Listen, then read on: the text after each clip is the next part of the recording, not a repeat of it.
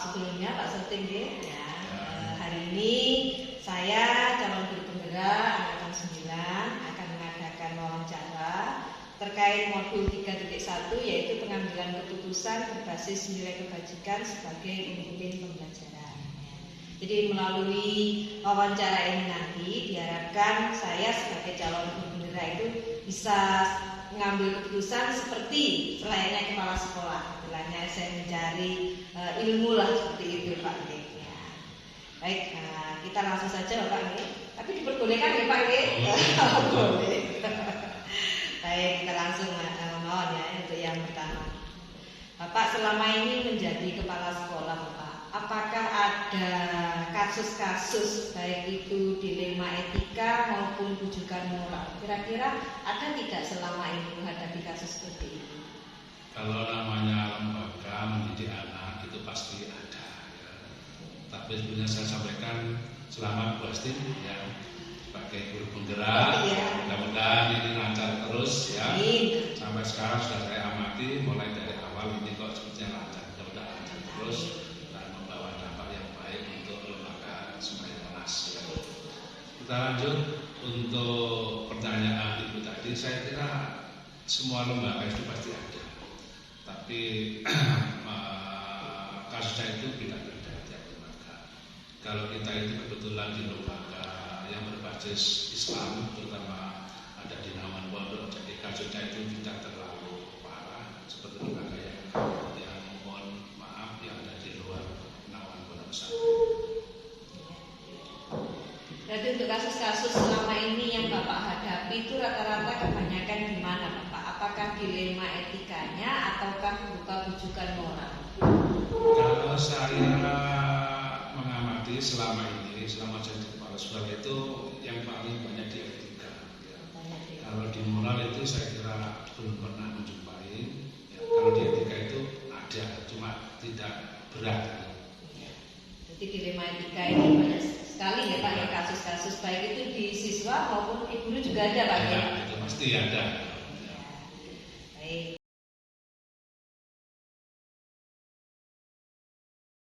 Kalau tadi di pertama Bapak kan tadi menjelaskan ternyata banyak juga kasus tentang dilema etika ya Bapak ya daripada rujukan moral selama ini. Baik, untuk pertanyaan yang kedua Bapak ya, selama ini ya, bagaimana Bapak dalam menjalankan pengambilan keputusan di sekolah ini, terutama untuk kasus-kasus di mana di sini ada dua kepentingan yang sama-sama benar atau sama-sama yang mengandung nilai kebajikan. Kira-kira bagaimana Bapak dalam pengambilan keputusan seperti ini? Iya, kalau kasus seperti ini biasanya saya jumpa itu pada saat kenaikan kelas. Nah, itu biasanya, nah ini yang agak dilema bagi saya. Tapi saya juga masih punya bawaan saya, itu ada wali kelas, ada PP. Jadi data setelah terkumpul baik dari wali kelas maupun PP itu saya rapatkan intern dulu, ya sesama Wakasek sama PP, baru nanti ada rapat secara umum di Dewan Guru semuanya. Nah, keputusan itu nanti bukan mutlak di kepala sekolah, tapi ada di forum rapat. Ya. Tapi sekali lagi catatan kasus etika ini, ya terutama untuk kenaikan kelas biasanya itu kami di SMA ini rapat dulu di intern dengan DP dan para wali kelas karena jangan-jangan nanti misalkan mau tidak naikkan anak si A ini, ternyata dari lapor wali kelas ini Pak andaikan anak ini tidak dinaikkan, itu latar belakangnya di rumah itu gimana akan saya tanyakan sehingga untuk pengambilan keputusan itu bisa maksimal. Berarti di sini harus melihat juga ya kepentingannya untuk kita sendiri dan juga untuk anak. Mungkin Bapak bisa dikasih contoh real Bapak kasus untuk yang ini ya keterkaitan tadi tidak naik kelas tadi. Ya. Kira-kira faktor apa? Begini, kadang-kadang ada siswa yang nilainya itu baik ya, di akademiknya itu baik, tapi di non akademik itu ada sedikit bermasalah, misalkan absensi. Nah, ternyata setelah ada penyelidikan atau wali kelas itu visit ke rumah, kenapa anak ini kok absennya banyak? Setelah diselidiki, ternyata banyak hal. Kadang-kadang di rumah itu membantu orang tua atau anak ini sendirian dengan ibu saja, contohnya yang ayahnya nggak ada, kadang merawat ibu juga termasuk juga mikir ekonomi, bantu orang tua. Yang kedua, kadang-kadang anak ini juga tidak punya kendaraan itu. Nah, kasus seperti ini itu juga menjadi pertimbangan bagi kami di lembaga kami untuk memutuskan apakah anak ini tidak ada perkecualian untuk dinaikkan itu. Karena apa? Kasusnya di akademiknya baik, tapi non akademiknya hanya sudah sedikit melampaui dari persentase kenaikan kelas. Tetapi dari laporan wali kelas itu akan bisa kami pertimbangkan. Berarti kasusnya ini, anak ini terkait kalau dilihat dari akademik, tidak masalah Pak Nge, ya. Tapi terkendala di non akademik, yaitu ketidakhadirannya melebihi dari batas maksimal yang sudah ditetapkan berupa syarat kenaikan kelas itu. Ya.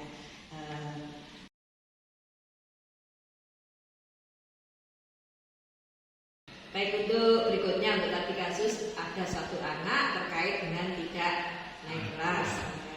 Apakah dinaikkan atau tidak itu kan dari kasusnya ya. Untuk pertanyaan berikutnya, langkah-langkah atau prosedur seperti apa yang selama ini Bapak lakukan dalam tindakan tersebut? Langkah-langkahnya bagaimana Bapak?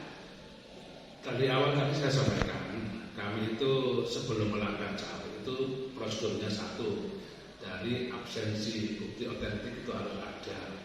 Kemudian setelah absensi, ya dari nilai itu kan bukti otentik, bukti nyata. Kemudian laporan-laporan dari wali kelas itu pun akan menjadi bukti nanti. Tetapi kami pun tidak bisa serta-merta untuk memutuskan apakah anak ini, tetap akan saya cari bukti yang paling apakah anak ini naik apa tidak. Kalau memang tidak dinaikkan itu bukti yang sangat memberatkan harus ada. Tetapi kalau masih hanya sama-sama, kita masih butuh untuk sosial kami ya, untuk anak ini memikirkan masa depannya, apakah anak ini setelah dinaikkan itu nanti gimana masa depannya itu. Kemudian begini, di lembaga kami itu hampir semua wakasek itu punya catatan ya. Jadi setiap hari mengamati anak-anak. Jadi mereka para wakasek itu memberikan masukan ke saya. Nah, dari masukan para wakasek ini itu pun akan menjadi bukti ya, bahwa anak ini apabila nggak dinaikkan itu punya dasar yang kuat. Yang kedua, apabila anak ini ditangguhkan dinaikkan dengan beberapa alasan, ini pun ada bukti yang kuat dari beberapa alat bukti yang dikumpul oleh wakasek dengan BP dan wali kelas. Berarti di sini prosedur dengan dalam mengambil keputusan itu kita harus cari buktinya, faktanya dulu ya Pak ya. Baru kita cari bagaimana data dari guru, dari wali kelas, ya dari BK dan dari wakasek. Ya, baru nanti mengambil keputusan. Ya. Kemudian setelah mengambil keputusan itu apakah ada refleksi Pak berikutnya gitu? Iya, begini. Biasanya anak siswa yang masuk dalam kategori ini itu nanti ada tindak lanjutnya, ada refleksinya. Biasanya satu, ya ada pemanggilan orang tua, kemudian anak ini kita jelaskan bahwa prosedur kenaikan anak putra putri Bapak ini itu membutuhkan rapat yang sangat alot. Tapi karena ada beberapa pertimbangan sehingga anak Bapak ini dinaikkan. Tetapi nanti harus ada pengawasan ketat. Satu, ada surat perjanjian putra Bapak tidak boleh melebihi absen yang ditentukan oleh presentasi ini kenaikan kelas. Yang kedua, nanti putra Bapak itu akan ada absen khusus di kantor. Kenapa? Biar Bapak Ibu bisa kontrol. Nah, ini. Memang berarti prosedurnya sangat panjang sekali Pak ya, sangat rumit sekali. Oke.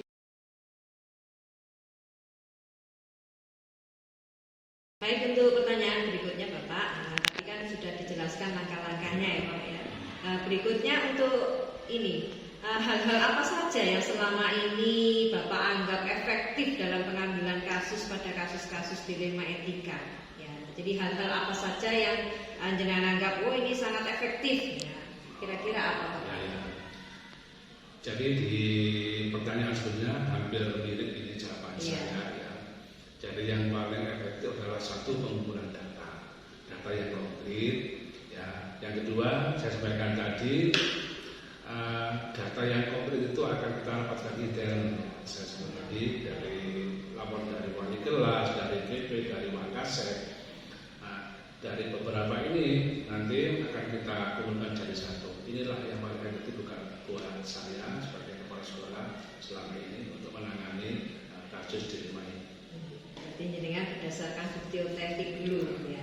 Terus kalau misalkan Bapak untuk keterkaitan dengan dilema etika, kira-kira kalau misalkan anak ini tidak, istilahnya kalau kita anggap di satu sisi anak ini kan istilahnya tidak mematuhi peraturan yang ada. Ya. Yang kedua, kalau tidak kita naikkan, kita juga dilema anak ini nanti bagaimana nasibnya. Kira-kira di antara dua ini, dilema di antara dua ini yaitu antara kasihan dan kebenaran. Kira-kira cenderung di mana ya Bapak jenengan ini? Kalau memang sudah mentok Ibu ya, misalkan anak ini kalau memang sudah sulit untuk dipertahankan, kalau bagi lembaga kami lebih baik mempertahankan nama baik sekolahan ya daripada untuk kasihan ke anak. Karena apa? Kedepannya juga akan berpengaruh kepada adik kelasnya, juga pada lingkungan masyarakat. Nanti karena berita seperti ini, walaupun rapatnya tertutup, tapi akan mudah tersebar keluar selanjutnya. Jadi kami sangat berhati-hati. Kalau memang anak ini tidak bisa ditolong dalam tanda kutip, ya otomatis lembaga kami ya tetap mempertahankan untuk nama baik sekolah. Kebenaran yang ada gitu Pak. Ya, oke.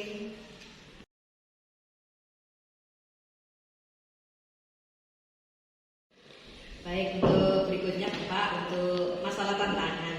Ya, pastilah sesuatu hal kan pasti ada tantangannya. Kira-kira untuk tantangan dalam pengambilan keputusan ini, kasus dilema tadi, tantangannya apa Pak? Iya, terima kasih. Setiap keputusan baik buruk pasti ada tantangannya, ya, itu pasti. Jadi memang sudah kami perhitungkan, terutama bagi anak yang bermasalah. Di akademiknya bagus, cuma di non akademiknya jelek. Ya, kemudian dari hasil rapat itu semua sepakat itu tidak dinaikkan. Ini pasti nanti dampak buruknya ada. Satu, dari siswa sesama teman itu pasti akan tanya-tanya, loh si A ini kan absennya banyak ya, katanya di peraturan kenaikan kelas kalau melebihi dari persentase 12% atau berapa itu kan tidak boleh naikkan, tapi ini kok naikin, ada apa? Itu pasti ya. Ini nanti akan butuh penjelasan. Jadi Bapak Ibu Dewan Guru yang ikut rapat akan membantu menjelaskan ke siswa, terutama wali kelas, kenapa anak ini kok bisa naik. Nah, ini pasti akan dijelaskan. Yang kedua, dari anak nanti misalkan di tahun depan anak ini ada yang nilainya jatuh 1 mapel saja ya, cuma absennya jatuh cuma nggak seberapa, tapi anak ini ya dalam waktu rapat tidak dinaikkan, ini pun akan bermasalah. Itu akan saya perhitungkan oleh Bapak Ibu Guru. Nah ini dilemanya. Jadi satu ada di sesama teman di lembaga, yang kedua kedepannya di adik-adik kelasnya itu jangan sampai dibuat contoh. Nggak mungkin lah seperti itu. Berarti di sini kita mempertimbangkan istilahnya jangka pendeknya dan jangka panjangnya apa dampaknya nanti ya, baik untuk siswa maupun juga untuk sekolah ini sendiri.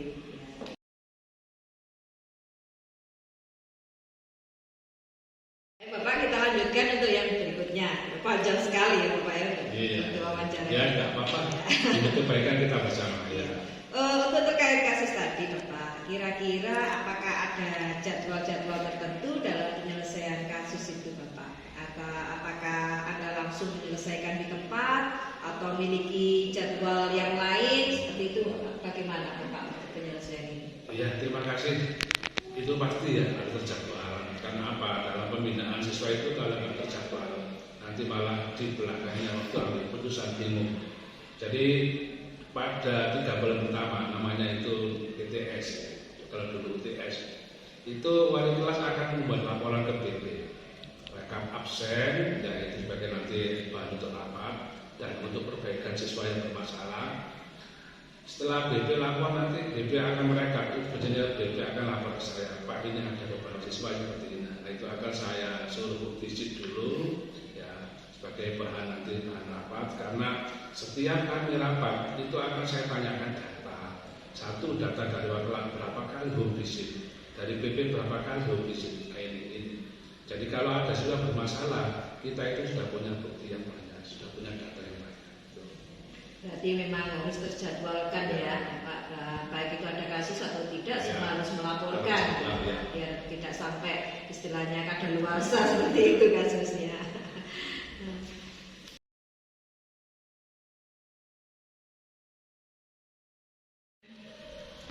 Baik, untuk berikutnya Bapak, ini masih ada 2 pertanyaan lagi. Ya.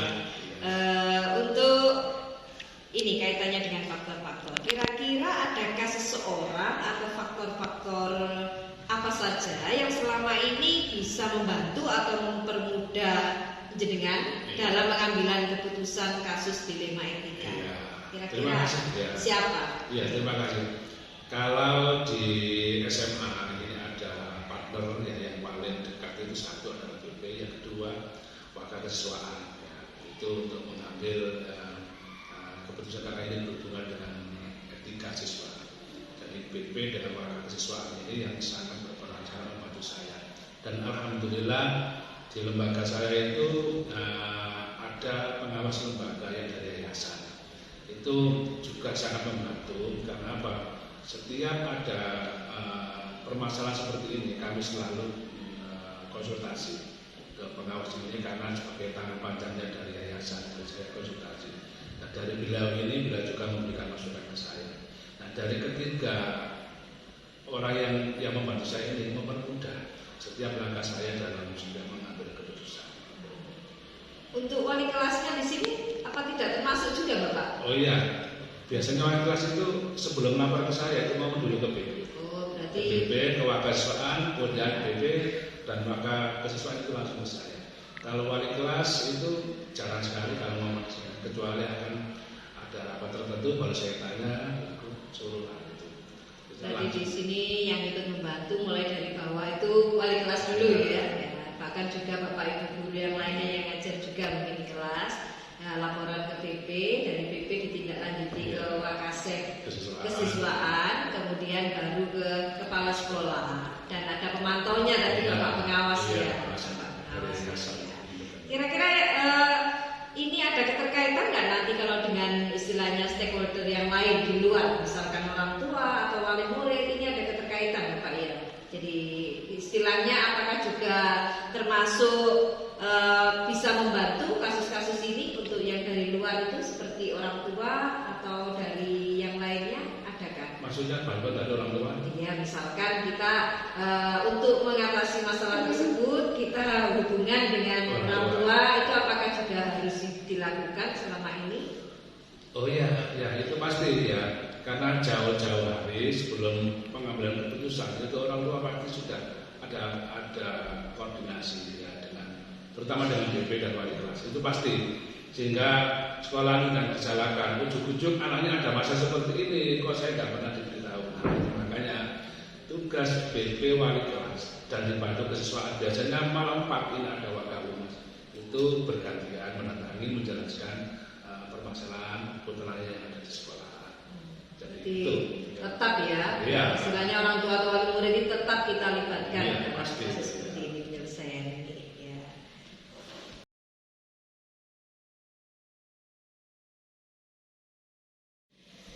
Baik Bapak, ini pertanyaannya paling terakhir ya, alhamdulillah, sangat panjang sekali. Baik, dari tadi yang panjang menceritakan tentang anak, tentang kenaikan kelas, dari semua hal yang telah disampaikan tadi Bapak. Kira-kira pembelajaran apa yang dapat jenengan petik dari pengalaman Anda selaku kepala sekolah dalam pengambilan keputusan dilema etika ini?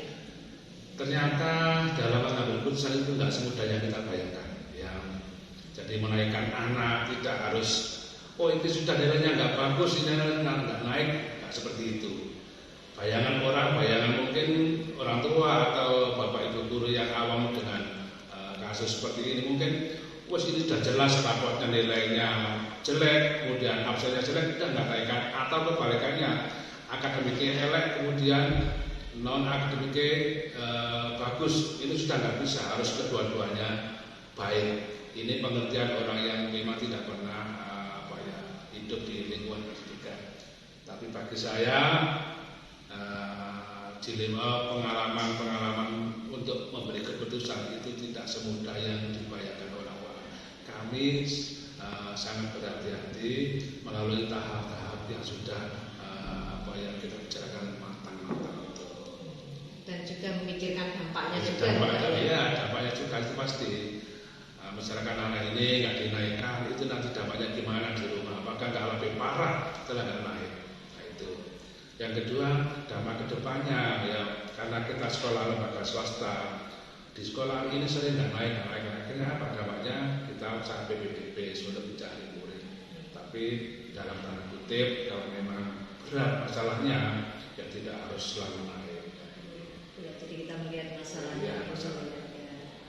Baik Bapak, banyak sekali tadi masukan dari jenengan Bapak ya. Saya terima kasih banyak atas hari ini sudah meluangkan waktu untuk saya. Semoga melalui wawancara ini bisa menginspirasi saya ya, bisa istilahnya saya bisa meniru tindakan seperti pengambilan keputusan seperti apa dari jenengan ya.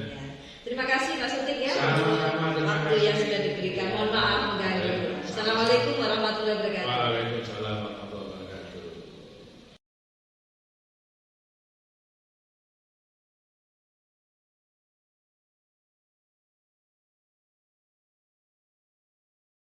Assalamualaikum warahmatullahi wabarakatuh. Waalaikumsalam warahmatullahi wabarakatuh. Mohon maaf mengganggu waktunya. Terus Bawis, ini keterkaitan dengan tugas guru penggerak terkait dengan kepemimpinan ya. Jadi pengambilan keputusan tentang kepemimpinan di sekolah madrasah aliyah Rodotul tidak apa-apa gitu sih, saya bertanya wawancara itu. Baik, kita langsung saja gitu untuk yang pertama. Ini kan kalau kita melihat di sekolah itu kan banyak terjadi kasus-kasus ya Pak ya, baik tentang anak-anak maupun kasus tentang Bapak Ibu. Kalau kita lihat nih selama ini ya, menurut Anda itu bagaimana Anda dapat mengidentifikasi kasus-kasus tersebut? Apakah merupakan dilema etika atau rujukan moral? Kalau kita melihat selama ini kasus-kasus di sekolah. Kasus-kasus yang terjadi untuk anak-anak karena kita tingkatannya tingkat aliyah, artinya bergeraknya itu dari bawah, dari sanawiyah atau dari SMP. Ya, dari awal-awal kita dapat untuk seleksi atau mendeteksi kenakalan anak-anak itu melalui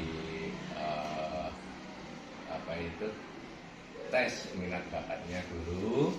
Kemudian setelah tes minat bakat, anak-anak disesuaikan pembelajarannya dengan minat bakatnya. Artinya kurikulum yang ada itu kita pakai, tetapi tambahannya ini nanti kita lakukan secara sekolah sesuai dengan bakat minatnya. Dan insya Allah ke depan minat bakat anak-anak ini ada gedungnya sendiri-sendiri. Ketika anak itu bakatnya di peternakan, ada peternakannya. Ketika bakatnya di musik, ya ada gedung musik sendiri. Sehingga untuk menangani anak-anak yang etikanya kurang maupun fisikal, moralnya ini ada yang bisik karena anak itu sudah padat waktunya untuk mengerjakan sesuai dengan minat bakatnya. Insya Allah kasus-kasus yang ada itu bisa diminimalisir. Tapi juga kadang-kadang ada awal-awal, pernah tahun 2 tahun yang lalu kelas 1 baru kemudian berkelahi dengan anak kelas 2. Nah itu sebagian teman-teman yang dari sanawiyah memang anak itu sudah dikeluarkan berulang kali, pindah-pindah dan sebagainya. kita didorong untuk mengeluarkan, tetapi kebijakan kepala sekolah ini itu juga masa depan anaknya sendiri, juga termasuk anak bangsa. Nah, kita dekati orang tuanya, ngomong dengan orang tuanya, juga dengan anaknya, akhirnya dua keluarga anak yang saling bertemu ini bisa didamaikan. Berarti banyak juga ya Gus ya tentang kasus dilema etika ini ya. Ada. Tapi rujukan moralnya kira-kira apa ada? Rujukan moralnya kadang-kadang ya Pernah enggak? Ya apa itu? Karena seleksinya sini itu tidak seketat sekolah-sekolah negeri, umpamanya ada anak itu dulu di SMA-nya, di SMP-nya atau di sanawiyahnya mengakal, kita juga tidak bisa menolak. Yang nolak pasti itu adalah ketika anak itu kemudian pacaran sudah di atas ambang di ambang batas lah, sampai berkumpul, kita tidak pandang dulu, langsung kita keluarkan. Kalau itu moralnya sudah sangat kalau yang lain-lain umpamanya dulunya pemabuk, alhamdulillah juga pernah mengalami murid yang demikian di sekolah juga gitu saja, mungkin ya mulai pembenahan, kemudian kita cari bakatnya anak ini apa, sehingga dia sibuk dengan bakatnya, kemudian lama-kelamaan apa yang dilakukan dulu itu merasa dia bersalah dan untuk menggapai mana. Hanya saja permasalahannya di sini karena banyak yang di pondok pesantren kelemahannya dari dulu sampai sekarang untuk kedisiplinan masuk sekolah awal jam itu sangat sulit. Mungkin ya karena di pondoknya banyak kegiatan sehingga tersisa waktunya anak-anak terlalu payah untuk disiplin masuk itu masih belum bisa masuk. Ya, yang pertanyaan yang kedua.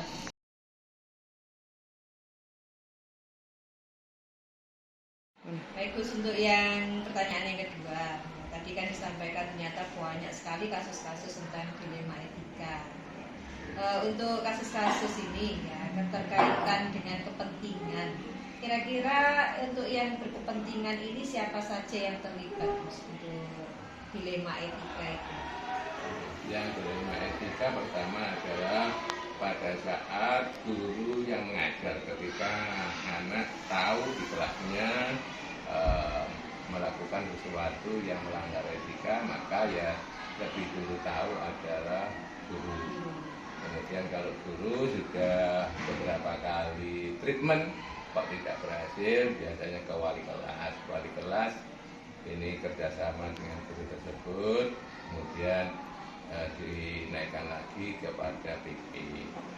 Nah, kalau sudah BP atau BK ini sudah tidak sanggup, biasanya dipanggilkan orang tua, kemudian sama-sama duduk dengan orang tua mencari jalan yang terbaik, solusi yang terbaik.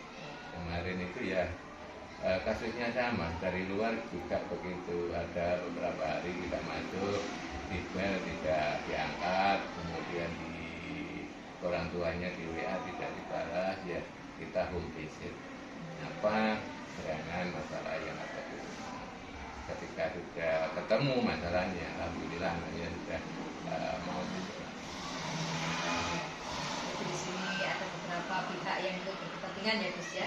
Ada sekolah sendiri, baik itu guru, BK maupun kepala sekolah, dan juga dari luar, terutama wali muridnya. Wali murid harus diajak ngomong. Iya, ini harus saling koordinasi.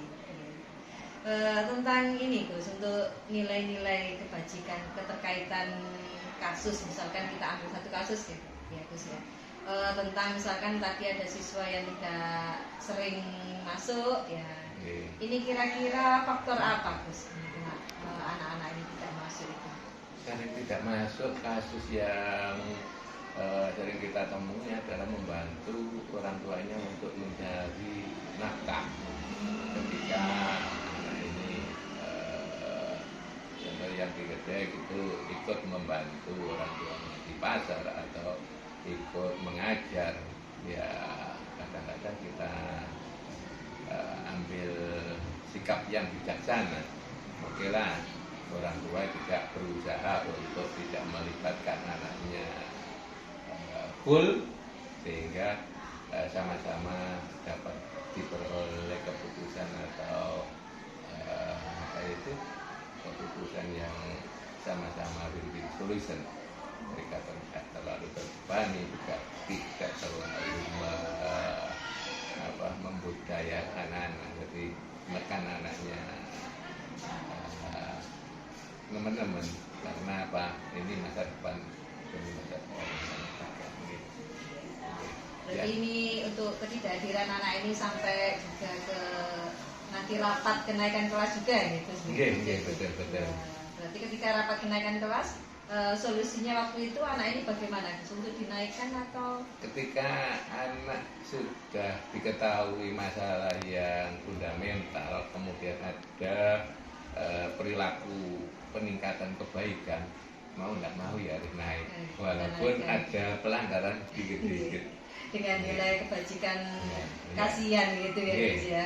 Dengan kasihan karena ada pelanggaran yang semestinya tidak dilakukan karena sesuatu itu kebutuhan, ya harus dilakukan walaupun melanggar tata tertib sekolah. Alasannya jelas gitu. Hanya karena absensi gitu, tapi anaknya aktif gitu ya, Gus. Aktif.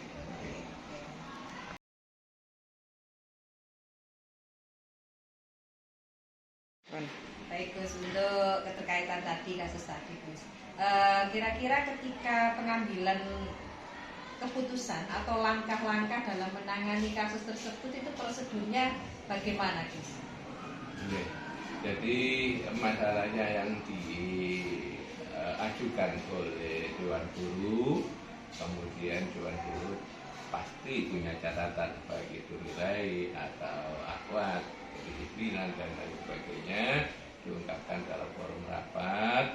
Kemudian di situ pasti yang namanya wali kelas pasti membela anaknya biasanya. Ya, pasti membela anak dan dicoba ungkap permasalahan sebetulnya apa sampai terjadi demikian, karena kadang-kadang seorang guru ini beda-beda menyikapi anak, kadang-kadang terlalu vulgar, seorang guru harus dihormati demikian hingga tidak mau ngalah sama sekali.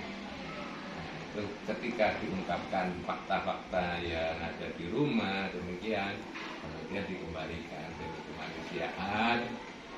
Jangan tidak boleh memutus kemajuan anak berikutnya.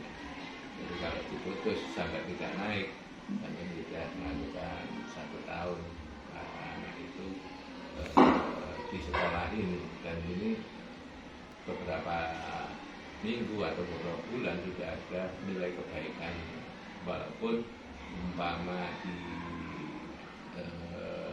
nilai sampean jeblok atau di keseluruhan sampean jeblok, nah ini sampean harus koreksi diri. Kenapa kok waktu saya tidak masuk, waktu guru yang lain kok mau masuk, ada apa? Ya perlu sama-sama koreksi antara guru dan murid, sehingga tidak semena-mena dari guru harus seenak itu, tidak boleh. Memang di sini sebuah kasus itu harus dicari dulu gitu ya, penyebabnya apa ya, baru nanti kita ambil keputusan. Kira-kira ada refleksinya betul Gus? Kira-kira jadi setelah kenaikan anak ini ada refleksinya enggak? Refleksi pasti ada. Alhamdulillah selama refleksi tambah bagus ada yang sampai sekarang kelas 3 itu ada peningkatan bagus. Mulai kelas 1 itu berusaha terus, yang sanawiyahnya juga pindah-pindah, sering pindah-pindah karena dikeluarkan kasusnya sangat rawan karena ikut PAN. Alhamdulillah setelah saya lihat kita dekati secara manusia, julus.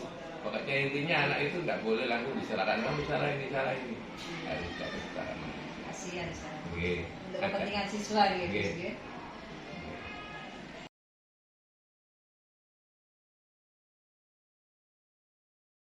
Hal-hal apa saja Gus untuk di sini yang efektif dalam mengambil keputusan? Maksudnya dengan dalam mengambil keputusan itu didasari kira-kira apa? Atas dasar apa?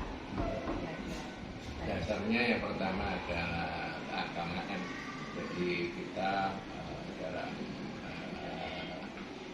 Al-Quran itu ud'u ila sabili rabbika bil hikmah wal mau'izatil hasanah. Jadi kita mengajak kepada anak, kepada guru itu dengan cara hikmah, jangan sampai menyakiti orang lain. Karena kalau ada seorang guru umpamanya sampai mutalakai, nah itu akan terjadi. Artinya itu pasti ini. Tetapi apabila kita dekati, kira-kira sampai di keluarga itu ada kendala apa sih? Nah, kita dekati sehingga insya Allah nanti akan dapat dirinya dan juga tidak lupa bahwasanya seorang kepala sekolah memberi contoh yang lebih baik, tidak perlu ngomong masuk tapi memberi contoh dulu. Baik, umpamanya kalau disiplin itu biasanya guru-guru jam 7 kita harus awal jam 6.30 harus memberi contoh. Insya Allah nanti teman-teman guru atau siswa-siswanya kita akan malu sendiri. Berarti juga termasuk juga hasil akhirnya nanti juga kita perlu pertimbangkan ya Gus ya dalam mengambil keputusan ya. Hasil akhir dampaknya.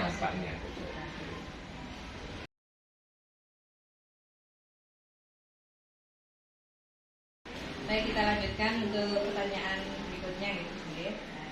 Apakah jenengan dalam memiliki tadi kasus tadi, apakah ada jadwal tertentu dalam penyelesaian kasus tersebut? Jadwalnya itu kalau kasusnya sangat membahayakan, ini harus segera. Jadi tidak usah nunggu waktu di sekolah, tapi begitu ada kesempatan yang harus segera diselesaikan. Umpamanya lagi kasus anak kok dibawa keluar dengan ceweknya, wah ini harus kita selesaikan segera. Ini berapa persen bahayanya? Kalau itu sangat bahaya ya, karena orang tua dipanggil, ya, ada solusi. Umpama tahun berapa dulu, 5 tahun dulu, kemudian dibawa pas berminggu, anak ini masuk kemana? Nah, nyatanya dibawa pacar. Tinggal bawa pacarnya, kita tidak kok langsung mengeluarkan, tidak, sampai boleh melanjutkan di sini ya wanitanya, tapi asalkan harus ada di pondok pesantren. Nah, pasti hitung-hitung. Nah, ini buat saya kerasan ada di pondok. Nah itu kita tidak untuk sekonyong-konyong mengeluarkan ini harus tidak, tapi dikasih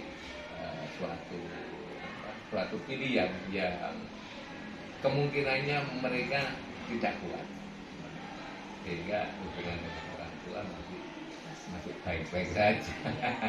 Kalau anaknya disalahkan langsung, ini anak siapa anak? Kalau nanti kalau tersinggung.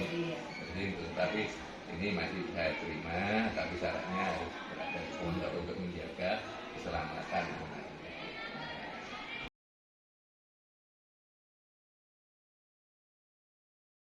Untuk selanjutnya nih Gus, adakah seseorang atau faktor-faktor yang selama ini mempermudah atau membantu jenengan dalam mengambil keputusan kasus-kasus tadi? Ya, alhamdulillah kasus itu walaupun kadang-kadang mulanya itu sama dewan guru, sama wakil dari pertentangan, hanya saja kalau kita sudah koordinasi dengan orang tua, koordinasi dengan yang ditempati, kalau di sini ditempati tinggal di pondok dan sebagainya, kita cari solusi yang sebaik-baiknya. Dari pondok yang ditempati juga mencarikan solusi, kemudian orang tuanya juga mencarikan solusi, akhirnya ketemu solusi yang terbaik. Tadi semua stakeholder ini saling mendukung ya Gus ya. Iya, Saling mendukung baik orang tua, sekolah sendiri dan lingkungan pondok kita juga. Berarti tiga ini. Terakhir Gus, untuk yang terakhir. Dari yang semua tadi sudah disampaikan, kira-kira pelajaran apa yang dapat dipetik dari pengalaman jenengan dalam mengambil keputusan? Ya kalau kita ambil ya, kita kemudian bekerja itu ikhlas, kemudian tidak mengharapkan suatu imbalan yang neko-neko dari orang tua maupun dari sekolah. Insya Allah Allah sendiri juga akan mengajarkan hajat-hajat kita. Contohnya saja ketika kita bekerja kelas di sini, putri saya itu dari awal sekolah kemudian sudah semester 5, alhamdulillah juga tidak pernah membiayai. Tidak ada yang memanfaatkan untuk di pondok, ngajar nahunya, ngajar bahasa Inggrisnya, sehingga sampai kuliah S2 ini jarang untuk membiayai. Tapi itu kemungkinan keikhlasan langsung diberi oleh Allah langsung. Jadi ada kemudahan yang tidak bisa kita nalar, walaupun bayaran sama ini kok cukup ya Allah memberi. Jadi pengalaman dalam menghadapi kasus ini kita ikhlas, apalagi kita betul. sebagai guru swasta ya Gus ya, Iya. kita ikhlas ya membantu anak-anak demi untuk kepentingan bersama. Ya, betul. Yang kedua juga begitu, ketika awal dari MI itu mendekati lulus kelas 5 kelas 6 karena pas corona itu kan main HP itu, sehingga kadang-kadang anak ini karena cicitnya sudah ngentel sulit untuk dikendalikan, kadang-kadang juga melawan. Tapi alhamdulillah ketika sudah kelas 6 kemudian ditaruh di pondok, nah ini akhlaknya juga berubah total.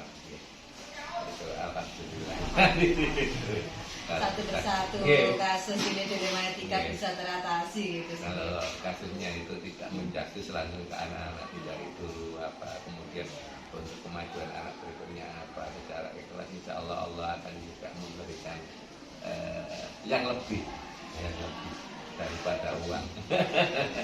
Baik, terima kasih Gus ya. Ini tadi wawancara yang sangat panjang, tapi alhamdulillah dengan bisa menjadi inspirasi saya. Ya, semoga saya bisa nanti menjadi pemimpin yang bijaksana seperti ini. Amin.